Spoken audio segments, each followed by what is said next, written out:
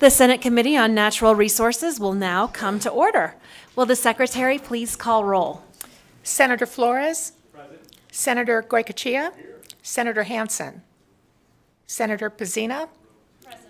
Senator Scheibel. Thank you so much. We have 3 members present, so we do have a quorum. Please mark both Senators Hansen and Scheibel present when they arrive. Before we begin, we'd like to provide some housekeeping reminders. Please be sure to mute your laptops and turn those cell phones to silent. The public is advised that otherwise, we might have Senator Goycochea come down and answer your calls. The public is advised that during meetings, legislators and staff are using laptops to view bills and presentations. We're trying to be as paper-free as possible, so please do not look at this as a sign of inattention. Please note that we require everyone to submit exhibits in an electronic format the day before the meeting, and we thank those presenting today for doing so. A few reminders about testifying before the committee. Do sign in at the table. Give our fabulous committee secretary your business card if you have one prior to testifying. And even if you're not testifying, you may want to sign in so that there's a record of interest in who's interested in a presentation or a bill in case the committee needs to contact you at a later date. When testifying, please turn on the microphone, clearly state and spell your name, and share your affiliation, if any, for the record, and turn off the microphone each time that you've completed speaking. If you have any handouts for the committee, you're asked to provide 10 hard copies to the committee secretary for use by the public. We will be taking public comment at the end of each meeting, and I'll be limiting public comment to 2 minutes per person to ensure that everyone gets an opportunity to speak. Please feel free to provide any additional comments in writing to the committee secretary so that they may be added to the record. We have a number of water bills coming before committee, and before we do that, we thought it would be great to receive some more presentations today, and some of those are going to be coming from rural water authorities, the Central Nevada Regional Water Authority and the Humboldt River Basin Water Authority, as well as the Carson Water Subconservancy District. And we will begin with a presentation today from the Central Nevada Regional Water Authority from Jeff Fontaine, the Executive Director. Please come forward, and we look forward to hearing your presentation.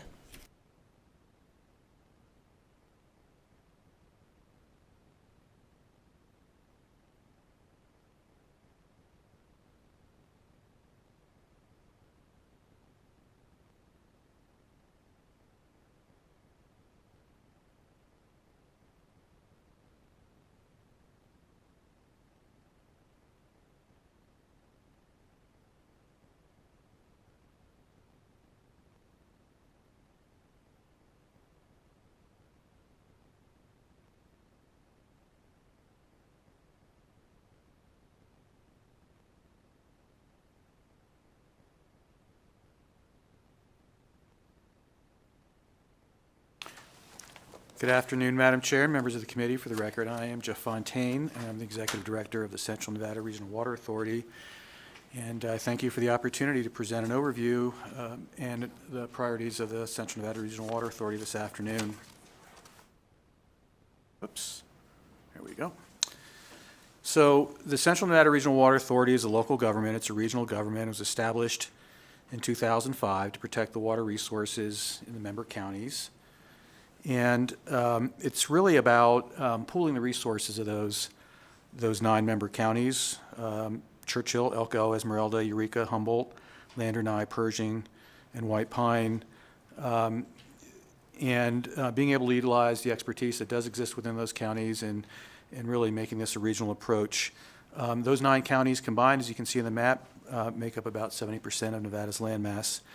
There's a 27-member board of directors. It consists of county commissioners, other members appointed by the Board of County Commissioners that represent the various water users, ranchers, farmers, municipalities, and I'm really pleased that we have many former county commissioners who are on our board and have remained active in their communities, and I serve as a part-time executive director. Whoops, I'm going the wrong way. So the central region consists of 78 groundwater basins in 12 counties. It's the largest of Nevada's 14 hydrographic regions. It covers most of central, eastern, and southern Nevada. And it's characterized by the absence of regional surface water flows, so there's really no rivers or perennial streams to speak of. Groundwater basins that are often interconnected by subsurface flow, deep bedrock aquifers and some productive alluvial aquifers. In particular, in the eastern portion of the central region, centered around White Pine County, that's really considered part of the multi-state basin and range carbonate rock aquifer system, which includes really three different types of aquifers. So there's a shallow basin fill aquifer, a deeper volcanic rock aquifer, and an underlying carbonate rock aquifer that forms really the basis of the groundwater flow systems. And some of these systems that are combined are rather regional systems and are rather large. Within that basin, within the region, generally the water quality is not that great, at least for domestic and potable purposes. There's arsenic and other naturally occurring minerals, so typically it must be treated in order to be used for potable purposes. And also within the central hydrographic region, there's quite a bit of geothermal water, that's much of which has already been developed for energy production, and lithium. According to the Division of Minerals here in Nevada, there's close to 15,000 active filed or submitted placer claims in Nevada inferred to be lithium brine claims, and the majority of those claims are within this region. So as far as the amount of use and how water is used in the region, about 287,000 acre feet, or 79% of the groundwater pumped in the central region, is used for irrigation. This is based on the 2017 Division of Water Resource records. Mining and milling account for about 10%. Municipal use is about 3%. Domestic use is about 8,000 acre feet. And the other uses, including stock, water, environment, wildlife, recreation, combined, all these uses are about 8,000 acre feet. And of course, this is for the entire region, so by individual county and by basin, that varies. So 34 of the 78 groundwater basins in the region are designated groundwater basins, meaning they need supervision by the state engineer. And in some of these basins, there are preferred uses that have been established, and new appropriations for other uses have been prohibited in some of these basins as well.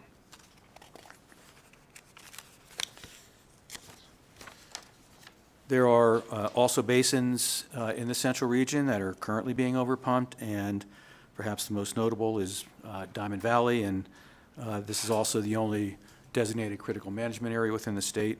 So you're familiar, I know, with Diamond Valley and their groundwater management plan and all the issues surrounding that, so I'm not going to go into really any detail on that particular basin. So what does the Central Nevada Regional Water Authority do? We provide technical and legal support and policy advice necessary for sound water resource decisions by member counties. And again, many of these counties are smaller counties. They have limited capacity. They don't really have, a lot of these counties, a person or a staff person devoted to natural resources or water resource issues. In fact, 3 of the counties don't even have a county manager. So, it's really about working together with these counties to help them on their water-related issues. We work to formulate, present positions on water-related issues, policy statements, and we engage in, obviously, this legislative process as well as rulemaking. We monitor and assess, respond to water projects that may adversely impact a member county. So that would perhaps be a project that's being developed that would have a water use or is filing for an application or any other application for that matter for a new appropriation or change. We implement a groundwater monitoring program. We have a contractor that collects water level measurements from 51 wells and 12 groundwater basins. These are basins that are not being monitored by the Division of Water Resources, so we're helping to fill in the gap there with information. And then lastly, we provide a forum for citizen participation in water-related issues. Our meetings are public meetings. They're usually quarterly. They're very well attended, and we have a lot of engagement from citizens, water users, and just general members of the public about water issues, so it's really a great forum for that. What we don't do, and it's not on this list, but just to be clear, CNRWA doesn't furnish water. We don't build or we don't operate any infrastructure. So what are the priorities? So the Central Nevada Regional Water Authority supports the prior appropriation doctrine and the protection of senior water rights. It's as simple as that. And we're also concerned about rural water interests. And there are a lot of rural water interests, and they vary. But I would say the conversion of water rights from agricultural use to municipal and other uses presents probably the most important challenge for our rural communities. And the last thing that we want to see happen is a situation where we have a buy and dry scenario where water is permanently removed from farms. That will undoubtedly result in harm to communities, economic collapse of agricultural communities perhaps, and not to mention environmental degradation. Our next priority is prevent overpumping of groundwater basins. It really should be to address existing basins that are overpumped as well as prevent new basins from becoming overpumped. There's no silver bullet here. We believe that this is really something that's going to take a holistic approach, both incentives and disincentives, and that includes curtailment by priority. Perhaps the incentive is voluntary retirement or buyout of water rights, so I don't want to get into a lot of detail here because I know that there are a couple of bills pertaining to this issue coming up before your committee soon. Developing community-based solutions to local water issues. As I mentioned, over 100 groundwater basins are fully or over-appropriated, and we really need to rely on local engagement and local solutions to help figure out solutions. And that really starts with increasing local capacity to get people engaged more than they are now. And also, there are opportunities through perhaps local groundwater boards and some other forums where we can get people engaged and really participate in a meaningful way on this issue.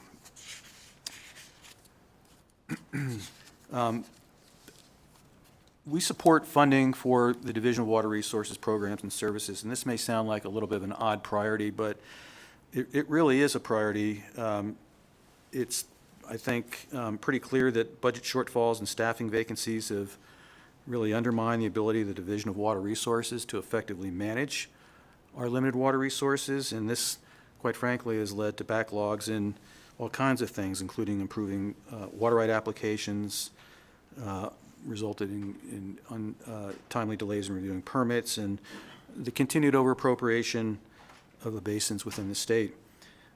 The division also is relying on an antiquated infrastructure. They've got our records, all the water records on hard copies in courthouses around the state. Their management decisions, for the most part, are based on 50 to 70-year-old basin studies. So we really believe strongly that the division needs the additional capacity to update the water basin budgets, to adjudicate water basins, and really needs those resources and staffing to do their job. And whoops, there we go.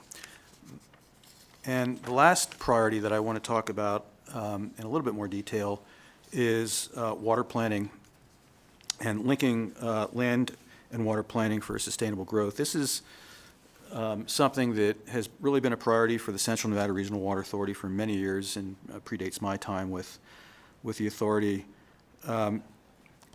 Back in 2019, the Central Nevada Regional Water Authority approached Senator Goycochea to sponsor a bill for a requirement for counties and cities to develop local water plans. That was Senate Bill 150, and that bill was enacted and approved unanimously by both the Senate and Assembly and enacted.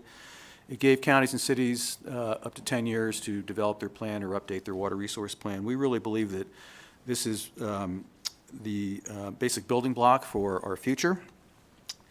And it's really important to tie those plans and make them really strong. These can't just be plans that are developed and sit on a shelf. They really need to be implemented, and they really need to be integrated with local land use plans. So we're out there beating the drum on that, holding forums and talking to people and helping our rural counties develop those plans or update those plans. And I would also say that as the state embarks on the update of their state water plan, which was last done in 1999, these are going to be really good building blocks for the state water plan, and we really look forward to working collaboratively with the Division of Water Resources as they develop that state water plan. We think it's really important, and it's probably the first time where the state water plan has really taken into consideration local water planning needs as well. So that pretty much wraps up this presentation. I'd be happy to answer any questions. Thank you so much, Executive Director. Do we have any questions from the committee regarding the presentation on the Central Nevada Regional Water Authority? Look at that, you answered them all. And as luck would have it, you're the lucky presenter when it comes to the presentation by the Humboldt River Basin Water Authority as well. So if you're ready, please proceed. Well, I'll get this up and running here.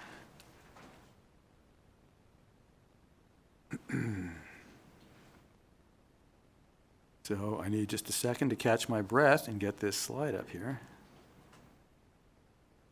There we go.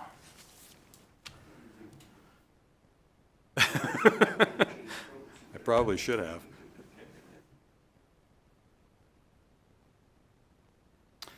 Okay.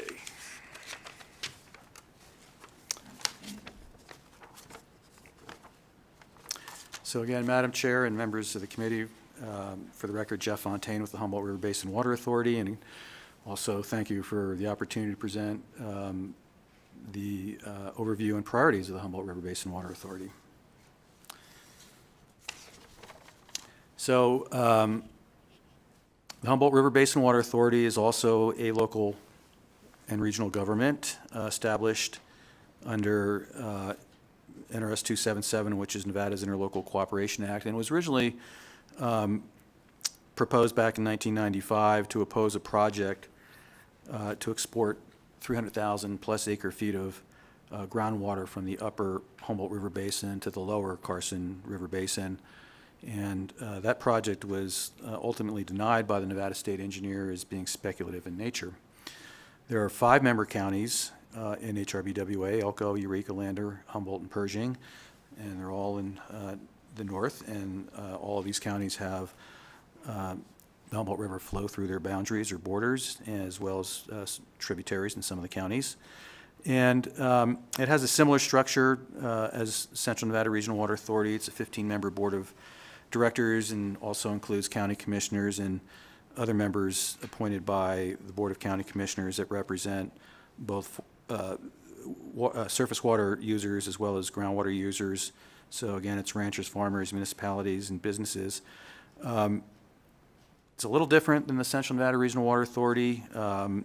We have a lot of surface water right holders, irrigators on our board, and some of them hold the most senior decreed rights in the Humboldt River, dating back to the 1860s. And also mining has a non-voting, as a non-voting member of HRBWA, given the significant mining activity in the Humboldt region. So the Humboldt River is the only major river system contained wholly within the state of Nevada. It's about 330 miles in length with no outlet. Some estimates would put the river at nearly twice that length because over the years it's really changed course. It's a meandering river, and if you looked at a 30,000-foot level of the Humboldt River, that's what you would see. It's pretty significant. Hydrologically speaking, there's an upper and a lower portion of the river. The upper portion is considered the gaining portion of the river. The lower portion is considered the losing portion of the river, so it's losing water as opposed to gaining water. And flow is measured by gauges at 3 locations. Palisade in the upper corner there, you can see by Carlin. Comus, which is closer to, it's below Palisades and closer to Winnemucca, and then the Imlay gauge, which is really in, just near the Pershing County Water Conservation District, or Rye Patch Reservoir in Pershing County. And I would also mention that for the most part, the river has not great water quality, at least to the extent that it's not used for municipal or domestic purposes.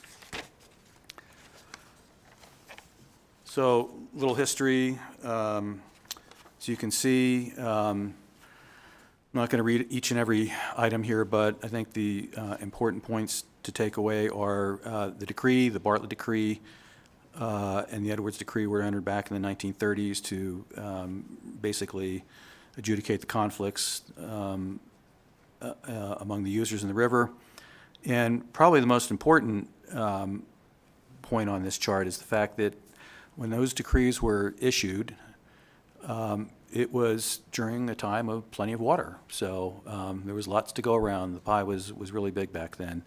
And again, going back to the use of the river, some of those rights date back to 1861.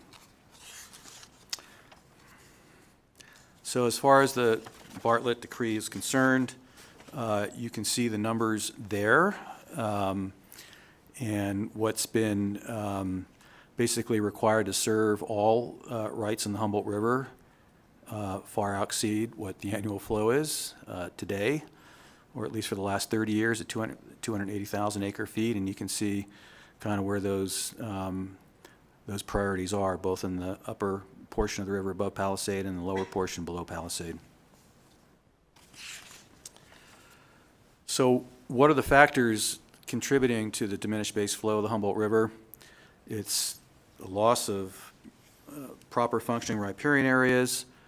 I guess back in the day, there were a lot of beavers in the river, and they dammed up the river and created some storage and bank stability and those things, and that's not the case anymore. And so there are some issues with riparian areas, and there is work being done, but it's a long river, and it's a pretty major effort. But in those areas where the riparian areas have been restored, it's been successful and I think worthwhile.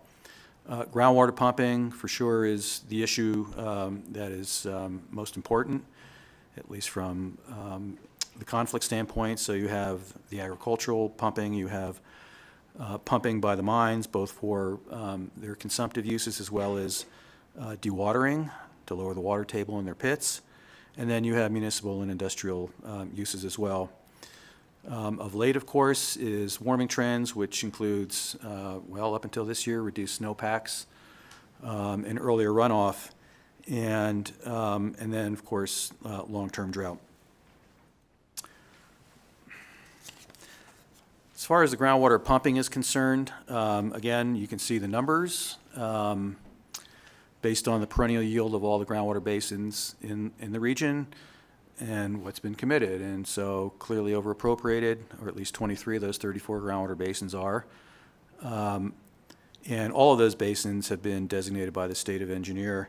And the other point I would make, which isn't on this slide, is that most, if not all, of the groundwater permits are junior to the surface, senior surface decreed rights.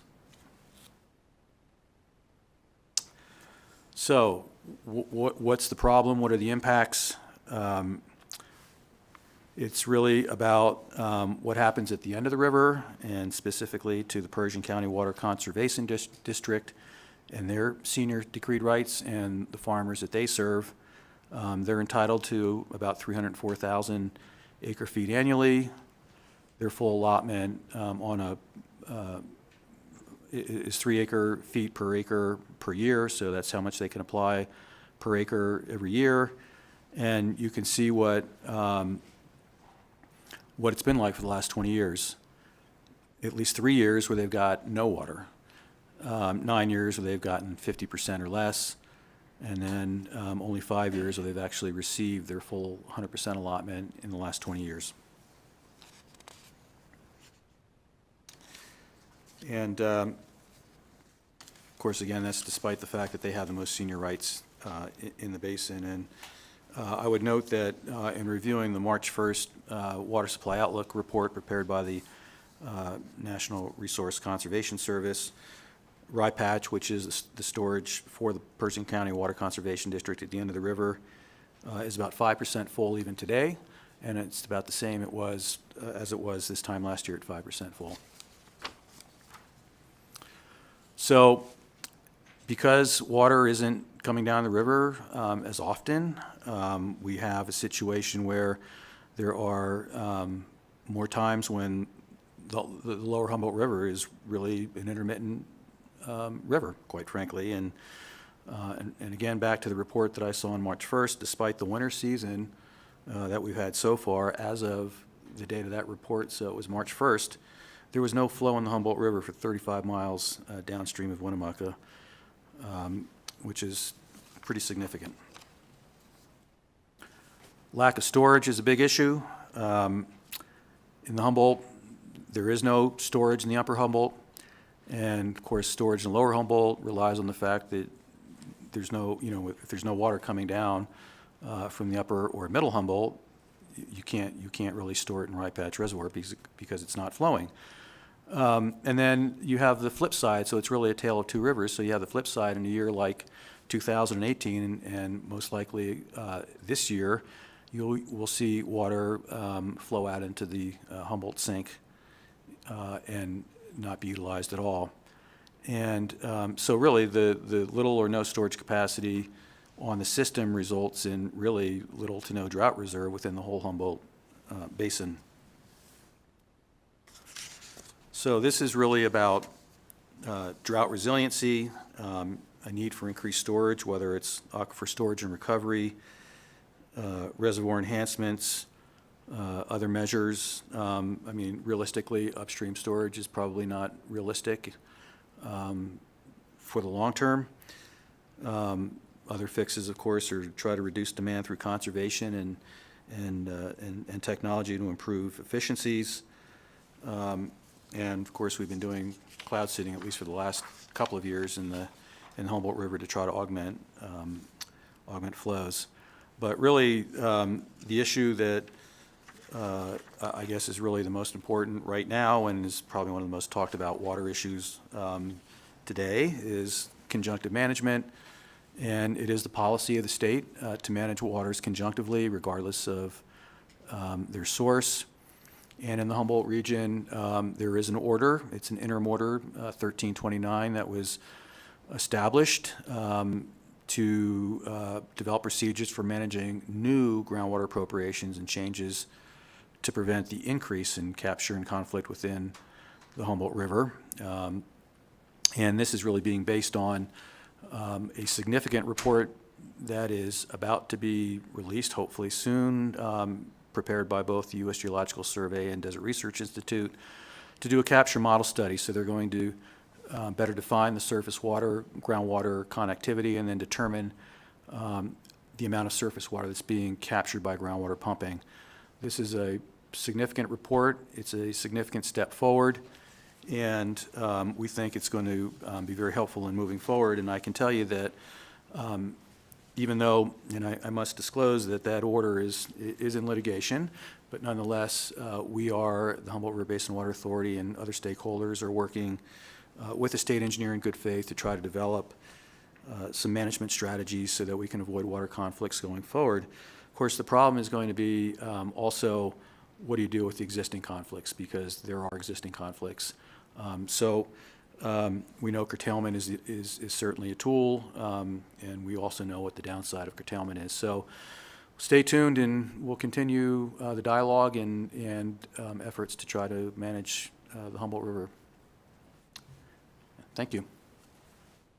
Thank you so much. Are there any questions from the committee? Senator Goicoechea? Thank you, Madam Chair. And just a couple of questions, kind of clarify. Well, first and foremost, I know some of the committee is aware that there is a South Fork Dam. And again, I've always kind of wondered about that. That water is predominantly, that's recreation water, right? And no impoundment. Is there the opportunity maybe to change that up in years like this where we could actually impound and hold some water for downstream storage? It's something I think we could look at.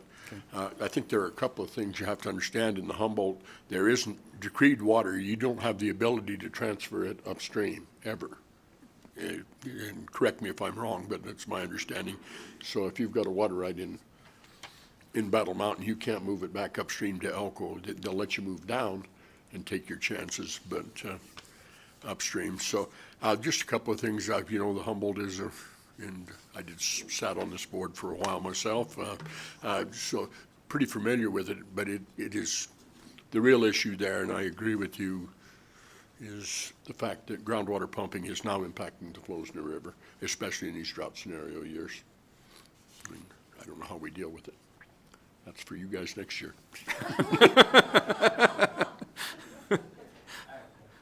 Can we put forward a bill to bring back Senator Goicoechea next session? Senator Hansen. Thanks, Madam Chair. Hey, I represent virtually the whole Humboldt River drainage, and the ones I most worry about are my farmers in Lovelock. With the RIPAT, now, as your chart showed, up until about 1950-something, there were no years apparently, where there was no flow at Imlay. Since that time, there's a window where there's been significant no flows, which indicates the river either there's not enough water coming into the basin, which there've been many years, there's been plenty.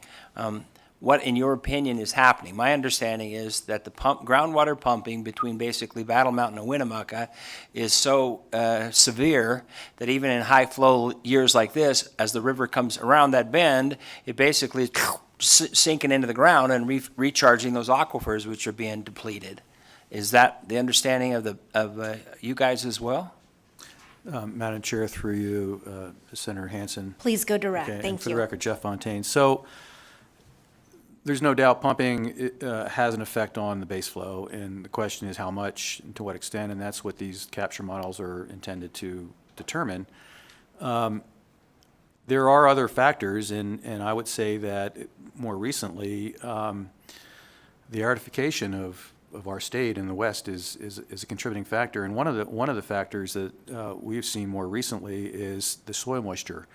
Last year was a record low, or record for low soil moisture in many areas of the Humboldt Basin, including the upper regions. And so even if we do have a pretty good snowpack, when it runs off, it just gets soaked up because the ground is so, the soil moisture is so low. And even today, again, in that last NRCS report of March 1st, the soil moistures were still very low. So it will capture some of the snow melt this year, and hopefully it will get to the point where the soils will become saturated enough where that snow melt will run off. But getting back to your original question, there's no doubt it's the pumping, there's groundwater pumping. And that's now the conjunctive management point that you brought up. It's a new NRS. That didn't happen until like 2017, correct?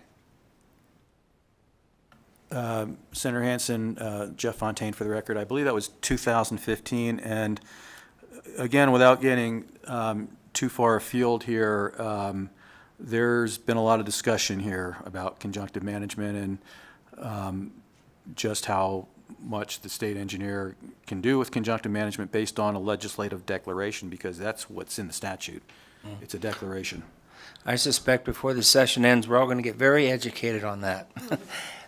Thank you, Madam Chair. Thank you so much. Any other questions? Well, I feel like these presentations are incredibly valuable as we get into water legislation. So thank you so much. Seeing no further questions, unless you wanted to present a third time, I thank you. Well, thank you for your presentation.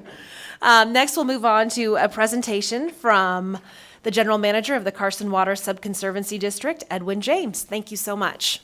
Proceed when ready.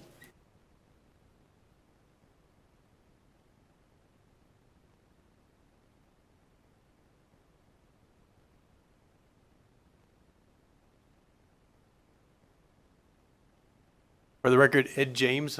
I'm Ed, E.D., James, J-A-M-E-S. I am the General Manager for the Carson Water Subconservancy District. And today I'm going to give you a brief overview of what Carson Water Subconservancy does, and then also some of the water issues, since there's so many water bills, that we are facing on the Carson. So first of all, the structure of Carson Water Subconservancy. We were reformed, I always like to say, in 1989 by the Nevada Legislature. There was a realization that there was a huge demand for water, but no extra water. And so there needed to be some way of dealing with this. So the legislature created or recreated what the subconservancy did to deal with this. Now, at that time, there was only 3 counties involved. That was Douglas, Carson, and Lyon County. And really the focus was developing water resources and storage in the upper Carson. Over the years, things have changed. We had a huge flood in '97, and the community came together and says, how are we going to deal with our flooding now? How are we going to deal with these other issues? Do we develop a flood district? And the community came back and says, no, they're all integrated, and we need an integrated process which bring the community together. And we created the Carson River Coalition, and they asked the Carson Water Subconservancy to facilitate that process, and that's what we do. So we do a lot more than just water supply. We get involved with a lot of different things. Also, over the years, we started adding the other members. I got hired on, and I said, if you're going to do watershed planning, you better have all the counties. You just can't have part of them. And so in '99, Churchill County became a member.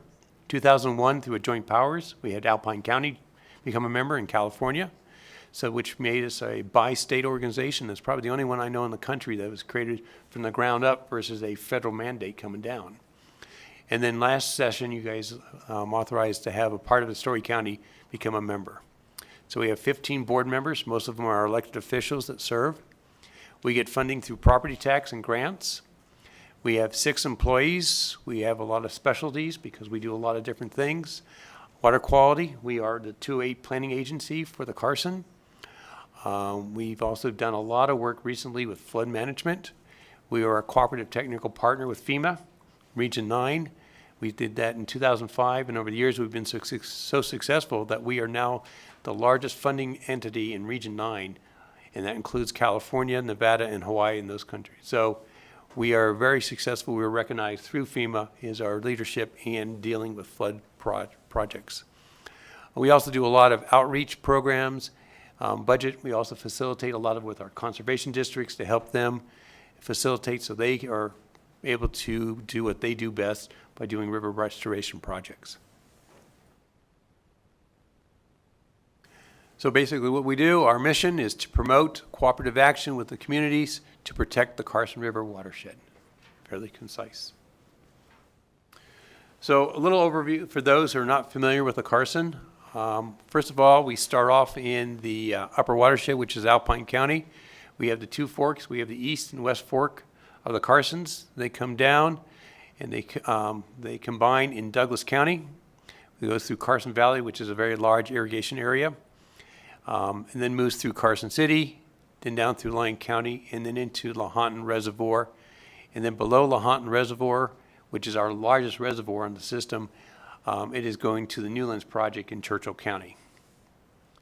So a little bit precipitation, we get anywhere from 4 to 8 inches to over 40 inches in the Sierras. And I want to say this year, it's definitely over 40 inches. The river is 184 miles. Elevation goes from 11,460 feet down to 3,000. We have 5 major groundwater basins that we deal with that are recognized by the state of Nevada, and I'll talk a little more about those groundwater basins later. We have very limited upstream storage. We have less than 10,000 acre-feet total storage in the upper watershed, so we really depend on Mother Nature. So like last year, we entered a drought because Mother Nature was a little stingy. This year, we have a little too much because she's generous.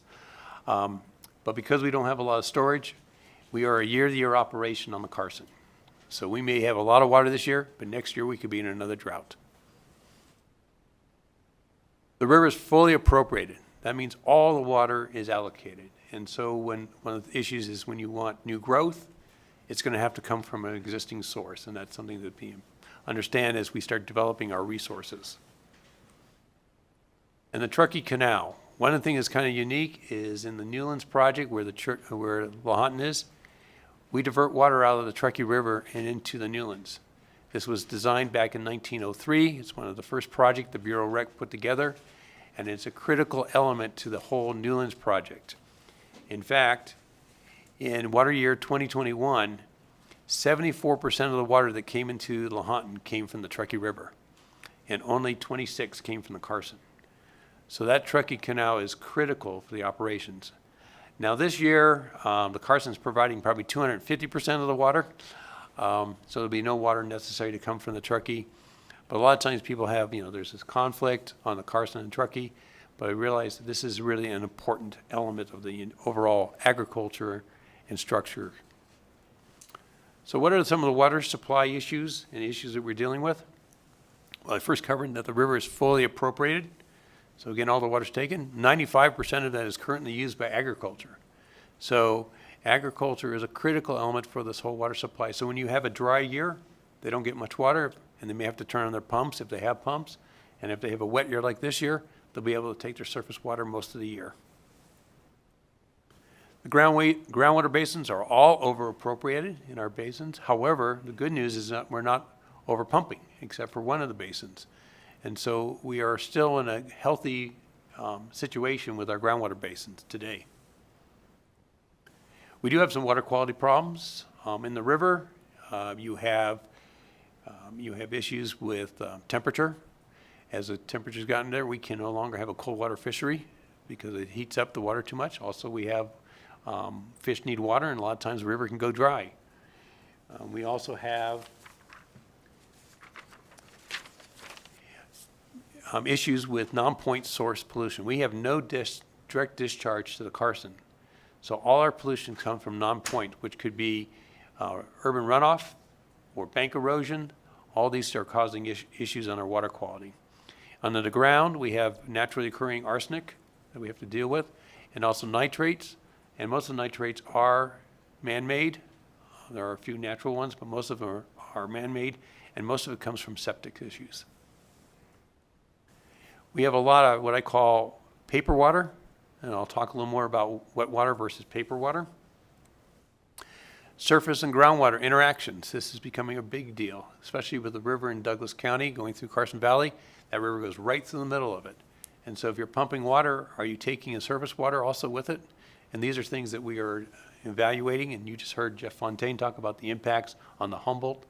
And we're trying to avoid that because we're in the same situation. Most of our senior ag rights are in the lower part of the watershed. And if they start pumping a lot of water in the upper watershed, it could have an impact on them. Climate change, I'll talk a little bit about how that is also affecting us. And then growth. And growth is something that we are trying to deal with in the future as we come along. So my first slide, I want to talk about perennial yield because I know that this is a topic that came up to this group. And perennial yield is a good start, but I want to point out that a perennial yield is not the answer to everything here. And I want to talk about the two basins, focus on this one.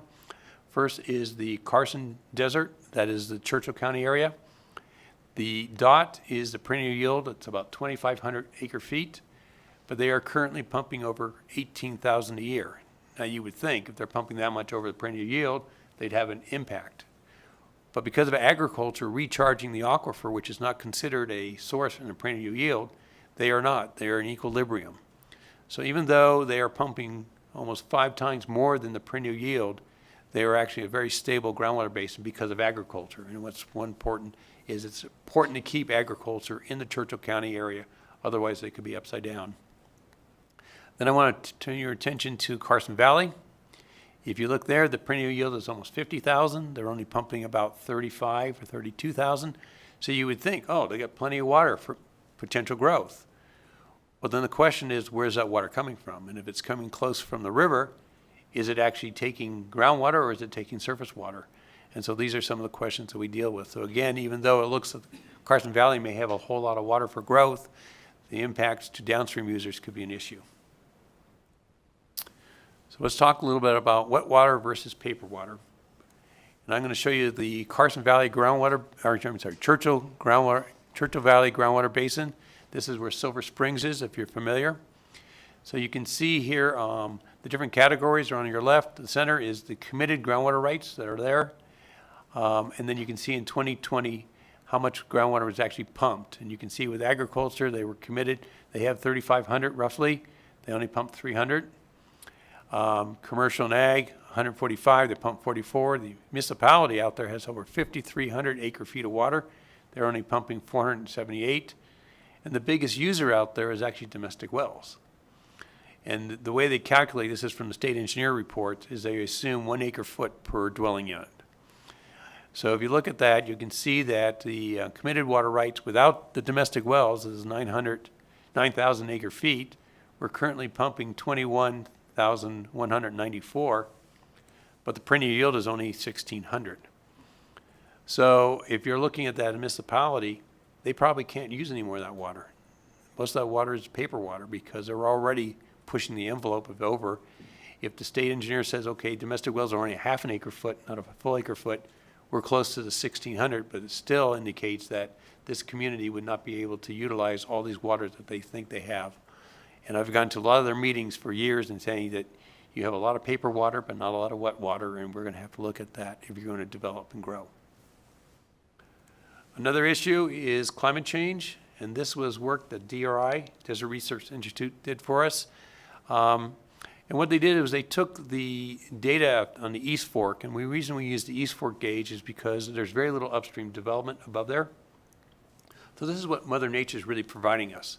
And what they did was they took the flow data from 41 to 2009, split it in half, and they took, and this is the fraction of the annual flow coming off. So this is not a hydrograph. This is how much, when you take like the 41 to 74, averaging it, how much water of the total picture came off in that period. So if you were to add up all these across, you would come up to a total of 1. And they looked at the 2 periods. And I want to point out, if you look at March, you'll see that today, in 75 to 2009, there is more water coming off in March than there was historically. And then if you look in June, you see the opposite. There was more water flowing in the river in early years than it is today. So we're already seeing impact, even in 2009, of a shift of the runoff coming here. So what does that mean? Well, if you're a farmer, you may not, in the dry years, get as much water. You may have to turn to wells, or you just get less crop production. If you're a municipality looking at trying to utilize the surface water, it may not be there. And so again, that complicates how you want to develop your water supply. So one of the things that we are currently working on is developing this 30-year regional water sustainability and infrastructure plan to kind of look out where we're going. This is something that the board just approved last night, the contract with the consultant. So we are starting this. It'll be probably a 2.5 year project. But what we're going to be looking at is, of course, developing working groups, because this is something we want the entire watershed. We're not just working in one area, we're working with the entire watershed. So we're bringing all these different players in to make sure that we all are working from the same database. The USGS has developed several good models in the middle and Carson River, Upper Carson, and they will be able to evaluate groundwater pumping and the impacts on the water levels, but also the interaction with surface water. So we will be able to see as growth goes on, are they pumping water? Is it impacting the groundwater levels, or is it impacting the surface water? We're going to evaluate what is the future demands these communities will need, and where is their sources coming from? Because depending on where the source comes from, we can put this in the model and see if there's impacts. So this is going to be tied into this overall demands. From this, we'll develop a 30-year plan. We'll identify any potential shortfalls or any possible conflicts. And our role at CWSD is, if we see conflicts, how can we resolve those? And that is our goal. And then ultimately, we want to look at what if climate change does continue? What if it gets worse than what some of the scientists say? How is that going to impact us, since most of our water, and there's very little upstream storage? What will that mean in the future if it comes off even earlier? Now, this is not going to answer all our questions, but hopefully this would eliminate a lot of the conflicts that we see, because we just don't know, and at least we're dealing with we're dealing with facts, and we're able to deal with what we're trying to say is, what do we want to deal with in the future? The other thing I want to point out is that whatever we do in our planning is a balancing supply. We know that it's a three-legged stool, that water is necessary for agriculture, the environment, and also municipal and growth. If all of a sudden you shift all that water to growth in the houses, you're not going to have an even stool. You won't be able to sit on it. So when we do our planning process, we look at that to make sure that whatever plans are coming out does not have an adverse effect with the other two entities, over with the environment, also with agriculture. The last thing I want to talk about is our outreach program. And this is something that we have been spending a lot of time recently on. 10 years ago, we did a survey, a phone survey of 1,800 people, just asking them what they know about the watershed and what they lived in. One of the results we thought was really interesting is that 70% of the people who answered out of 1,800 said that they did not know if they lived in a watershed or what a watershed was. 70%. So we realized all of a sudden, if we're talking about watersheds, we've already lost our audience because they don't know what that means. The other thing that was interesting is that 90-some% said that they thought a healthy watershed was critical, and they really support that. But the same number said that they don't think their actions has an impact on the water supply or health of the river. So again, we realize there's a huge disconnect. And so we've been working with a lot of outreach programs to basically try to educate people that this is how their impacts are there. We have a whole bunch of videos, but the first one I'm going to show you is a short one. Is basically a walk through the watershed and basically identifying that your actions do matter. So with that, I would like to show you the short video. Hello! Did you know that you live in a watershed? Everyone does. Join me for a one-of-a-kind walkthrough the amazing lands that shed water to the Carson River and discover why watersheds are important for the health of our communities.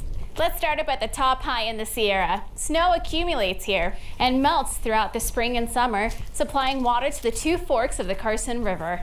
A flycaster's dream, the West Fork flows through the beautiful meadows of Hope Valley, while the East Fork rushes from the iceberg wilderness, creating a whitewater rafter's paradise. Both floodplain and meadows act like large sponges, soaking up spring runoff, capturing floodwaters, filtering pollutants, and recharging groundwater, our main source of drinking water. Near historic Genoa, the two forks of the river meet in the large floodplain of the Carson Valley. Here, the river's water is the lifeblood of the ranching and farming communities. While most rivers flow to the ocean, the Carson River flows through desert canyons and cottonwood galleries, terminating here in the Carson Sink. Smaller creeks from the surrounding ranges also contribute water to the Carson River. As rain, snowmelt, or irrigation runs off the land, it can pick up pollutants as it travels towards the river. This polluted runoff is the #1 impact to water quality in our watershed. Clean water is critical to grow our food, to replenish our groundwater, and to play in the water safely. We're launching the I Am Carson River Watershed campaign to ask our community to do a few simple things. By picking up your trash and pet waste, draining your rain gutters into your yard, recycling your motor oil, and by washing your vehicle at the car wash, you can keep pollutants out of our waterways. So, whether you're dying to hang out in Virginia City, hiking Carson Valley's trails, swaying to the music in Carson City, boating on Lahontan Reservoir, sampling Churchill's finest, or birding at the Stillwater Wildlife Refuge, your actions matter. I am Carson River Watershed, and you are too. Let's all do our part to keep our families and our watershed healthy.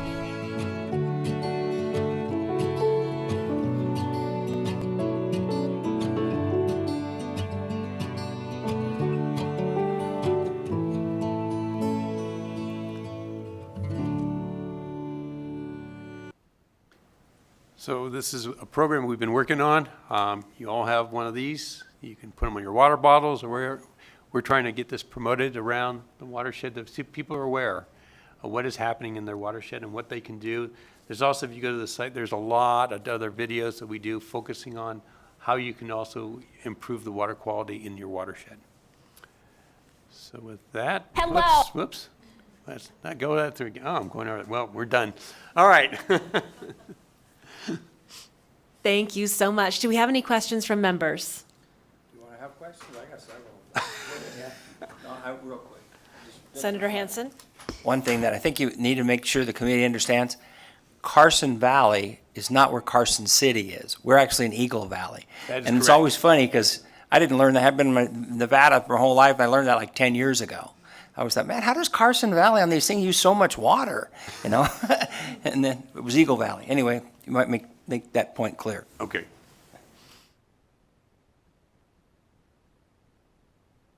Senator Goicoechea? Thank you. I'm just going to touch on a couple of points, and I know one of them is, or both of them are probably out of the, technically the Carson, but we've got the, the Truckee Canal coming across, and now that's closed for the next 18 months, I believe. That's right. There will be no flows, and I look at, last year, 131,000 acre feet came across the Truckee.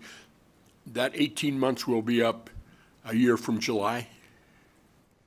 Ed James, for the record, they're hoping to have it done by this October coming up. So they've been working on it. They're expediting the process.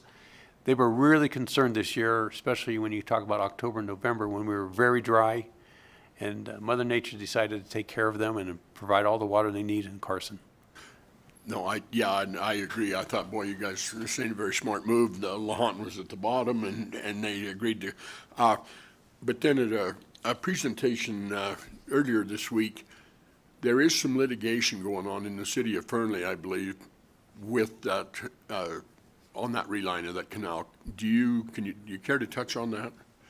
For the record, Ed James, I'm not actively involved with that. I just know what the issue was. The city of Fernley was really concerned that if you lined that canal, a lot of that seepage would not go into their aquifer, and a lot of those communities and domestic wells depended upon that. But the Bureau did push that through. If you recall, in 2008, there was a break in the canal and flooded over 900 homes. And so this has happened in the past, but now you got more homes from Fernley being built below the canal. And so this was a critical safety issue. And so the Bureau has decided to put in, I think, 3.5 miles of lining in this reach. But I will let you know that the farmers in the Newlands project are paying for that project. Just along with that, then, do you think, though, because again, the fact that that canal did leak and recharge, do you think there will be an effort at some point to mitigate that? Maybe there will be some discharge into that, out of the Truckee Canal and clearly TCID's portion to maintain those flows. And again, we're tying this all back together, clear back to the Humboldt. Is this something that happens? For the record, Ed James, first of all, it's not my watershed, so I'm not an expert, so I will. But I know that there are definitely issues, and I know the city of Fernley has been working with the communities on the Truckee and with the state engineer trying to look at those issues, but I'm not an expert at that. I'm just curious. I know it's going to be another issue, and again, something you can deal with next time. Thank you. There's too much glee in your voice when you say that, Senator. Senator Hansen. Actually, you brought up another point, because the Truckee Canal, of course, all that water traditionally went down the Truckee River and ended up in Pyramid Lake, and then Pyramid Lake would fill up and overflow into the now dry lake, Winnemucca Lake. So one of the equations in this we didn't discuss, well, I'm glad to worry about the farmers in Lovelock, and Lahontan Valley and all that. We got to keep in mind that the Pyramid Lake Paiute tribe lives off of Pyramid Lake, and the 131,000 acre feet that were diverted into the Carson system by nature would have gone down to refill the Pyramid Lake. So, and in a really good year, it would overflow into the lake that's been dry since 1935 or 36, Winnemucca Lake. So I just want to get that on the record because, you know, I represent the Pyramid Lake Paiute tribe, and when we discuss these issues, I want to make sure they're included in that because, frankly, until, about 15 years ago, that lake pyramid was dropping, and it was getting so the salinity level was rising. So you almost had a situation like we had Walker Lake where you no longer have a trout fisheries there anymore. Yet for pyramid, that has, kiwi, endangered fish, and now the return of the original strain of Lahontan cutthroat trout there. So anyway, I want to make sure when we talk about water, we don't forget the people that are literally living off of that at the Pyramid Lake Paiute tribe. Thanks, Madam Chair.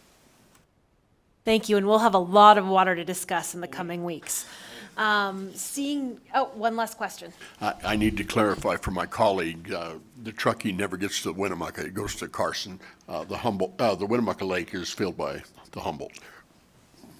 Wrong. Winnemucca Lake was an overflow from Pyramid Lake. So, got you there, Humboldt expert. I'll prove it, but we'll slug it out later. It'll be the Basque against the plumber. I would like to request a field trip to Winnemucca Lake. And this concludes Family Feud and Natural Resources. Thank you so much. Seeing no further questions, we really thank you for your presentation. Thank you for your time. Our final order of business today is going to be public comment. As a reminder, public comment is limited to 2 minutes per person, but please feel free to submit additional written comments to the secretary and they will be added to the record. Is there any public comment here in Carson City? BPS, is there any public comment over the phones?